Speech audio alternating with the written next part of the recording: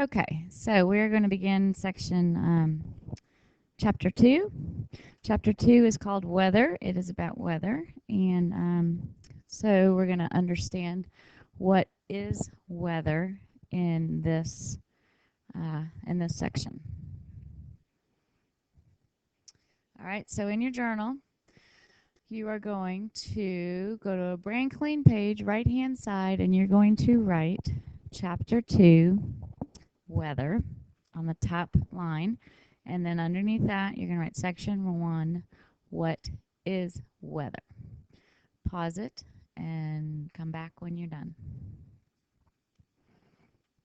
All right, so we are going to be on page 36 in the book. And you notice the section heading is What is Weather? You have one subheading in this section called Weather Factors. We have a picture and we have interesting information here on the left-hand side. All right, Nick, so I need you to focus here on, as you read, we're going to learn about how solar heating and water vapor in the atmosphere affect the weather. All right, that's the heat of the sun, and water vapor is when water from the oceans and lakes evaporate. So those combine together to affect the weather. We're going to discuss how clouds, discuss how clouds form and how they're classified, and how rain, hail, sleet, and snow develop. So this is section 1, section 2, and section 3. Why do we care? Well, weather changes affect your daily activities. Parker is not going to go golfing, or Christopher, when it is pouring rain outside. I don't believe. Review vocabulary. Okay, factor. Factor is something that influences a result. And then here's our new vocabulary we're going to look at. All right, here we go. All right, weather factors. It might seem like small talk to you, but for farmers, truck drivers, pilots, and construction workers, the weather can have a huge impact on their livelihoods. It's time for class to be over, but you all are on a field trip. So, even professional athletes, especially golfers, follow weather patterns closely. You can describe what happens in different kinds of weather, but can you explain how it happens? Weather refers to the state of the atmosphere at a special time and place.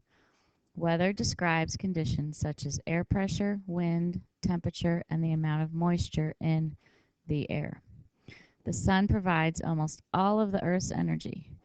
Energy from the sun evaporates water into the atmosphere, where it forms clouds. Eventually, the water falls back to Earth as rain or snow. However, the sun does more than evaporate water. It is also a source of heat energy. Heat from the sun is absorbed by Earth's surface, which then heats the air above it. Differences in Earth's surface lead to uneven heating of Earth's atmosphere. Heat is eventually redistributed by air and water currents. Weather, shown in Figure 1, is the result of the heat in Earth's air and water. Okay, so some of that we already know. All right. The first paragraph is kind of a hook. It's called a hook to get you going and to get you interested. So there's really no facts in here except that we know that weather is important. All right, now there's information here that we already know. What do you think? Christian, raise your hand. Ha, tricked you. Heat from the sun is absorbed by Earth's surface, which heats the air above it. Okay, we have done that already. And what kind of heat transfer is that? Remember that? I'll ask you that tomorrow. All right, differences in Earth's surface lead to uneven heating of Earth's atmosphere. We know that. All right, so the important information we're going to write down is here in the middle. Okay, so what is weather? Weather is the state of the atmosphere at a specific time and place. Okay, and weather can be measured. The air pressure, wind, temperature, and moisture in the air we can measure the weather that using those guides. So here come your notes, and I want you to be very careful that you are following the outline and not getting it all squished up in the middle. Where is it? Come on. Hello.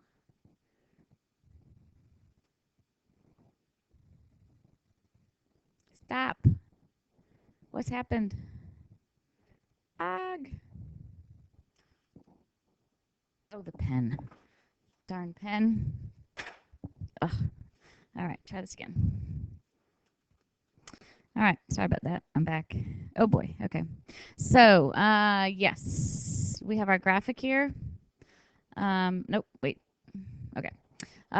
So, the sun provides the energy that drives Earth's weather. Okay, so where do you think there are storms? All right, tomorrow when we come to class, I'd like you to be able to tell me, see who knows that there's a storm here. Oh, here we go again. It's gone. There's a storm above what two continents? This continent here and this one here. All right, here we go with our notes. Oh boy. Okay, so you have on the along the very left-hand side of the page, you're going to write Roman numeral 1, weather factors, because that was our blue heading. And here are our main ideas. Weather has a huge impact on people. That was from the first paragraph. Weather is atmosphere at a specific time and place. Weather is measured through the weather's air pressure, wind, temperature, and moisture. And summarize the part we already know. Sun is source of heat for Earth's air and water currents.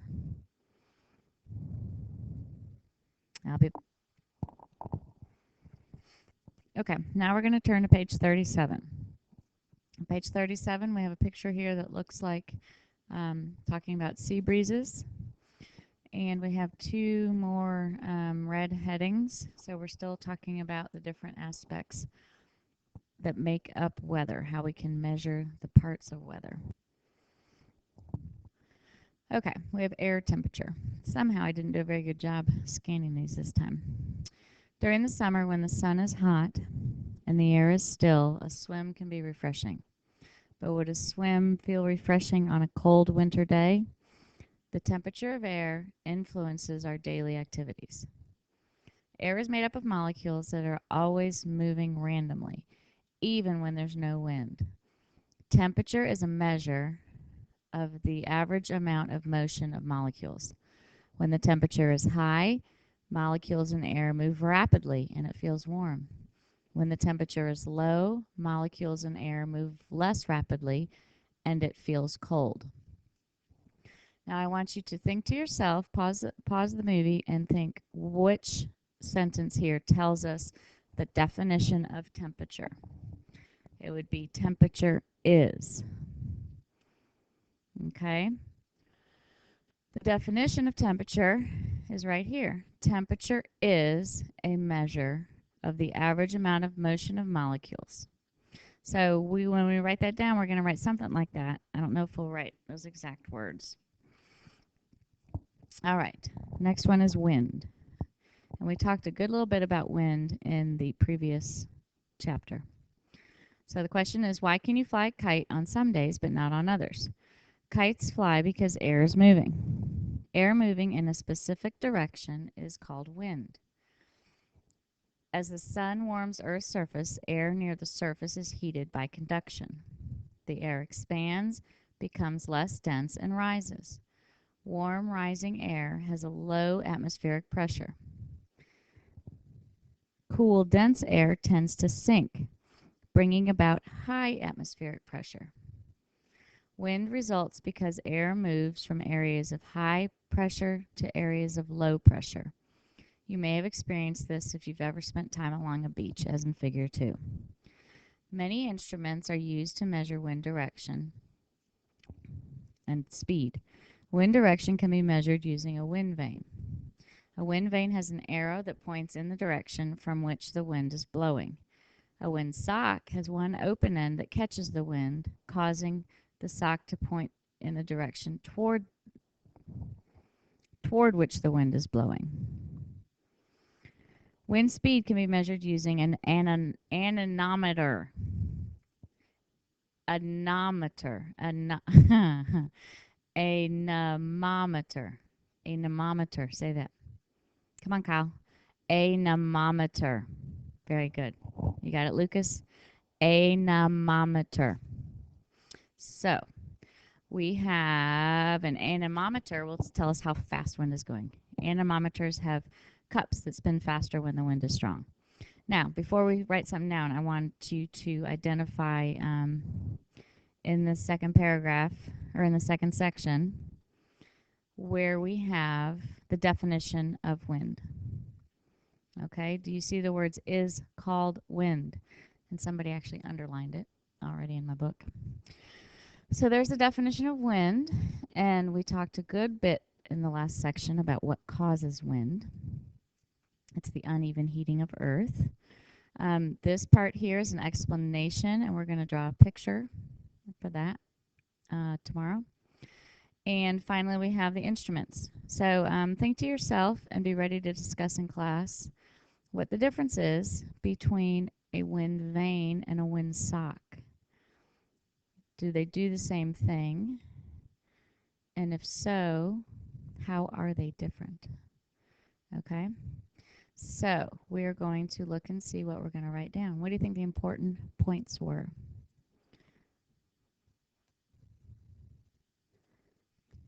Oh, boy. All right, well, we just read that. Huh.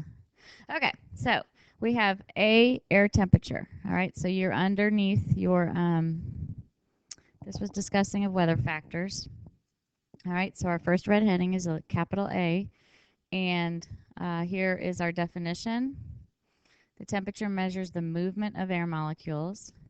Okay, when there's a high temperature, there's lots of movement of air molecules, and a low temperature is little movement of air molecules. All right, now we're going to write down our words for wind. I've already read it. Wind, so you're going to be on the side of the paper, the blue, I think it's a blue line. Wind, and we have four things. Wind, what is wind? Wind is air moving in a specific direction. Okay, B will be our picture of what it looks like. C, direction measured. Direction is measured with a wind vane or a wind sock. And I want you to be able to tell us the difference between those tomorrow, or we can go over it. But recognize that there is a difference between the two of them. And speed is measured with a, what's it called? Anemometer. What do you think the suffix meter means? That's another question. Okay, hope you all have a good night. Nick Jackson, get some sleep, and I will see you in the morning.